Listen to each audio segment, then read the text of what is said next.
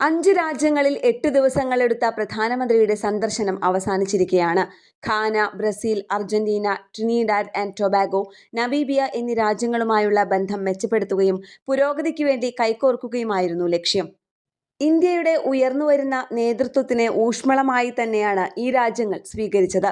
അവസാനം പങ്കെടുത്ത നമീബിയൻ അസംബ്ലിയെ അഭിസംബോധന ചെയ്ത പ്രസംഗത്തിൽ ആഫ്രിക്കയെന്നാൽ അസംസ്കൃത വസ്തുക്കളുടെ ഒരു സ്രോതസ് എന്നതിലുപരി സുസ്ഥിര വികസനത്തിനും മൂല്യവർദ്ധിത നിർമ്മാണങ്ങൾക്കുമുള്ള നേതൃത്വം കൂടി ആഫ്രിക്ക ഏറ്റെടുക്കുമെന്ന് ഞങ്ങൾ വിശ്വസിക്കുന്നു എന്നാണ് പ്രധാനമന്ത്രി പറഞ്ഞത്.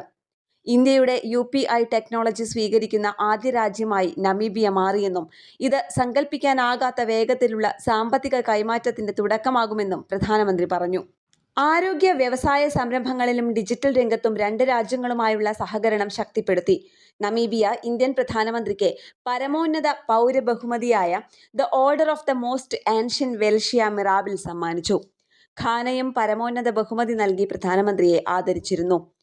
ഗ്ലോബൽ സൗത്ത് രാജ്യങ്ങളിൽ ഇന്ത്യയുടെ ശബ്ദം ഉറക്കെ കേൾപ്പിക്കാനായിരുന്നു യാത്രയുടെ ലക്ഷ്യം.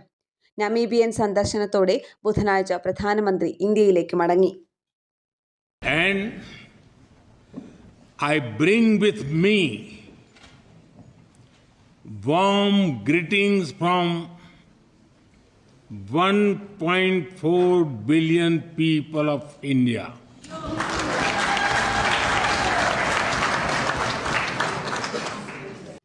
കേരള പ്രണാമം ന്യൂസ്.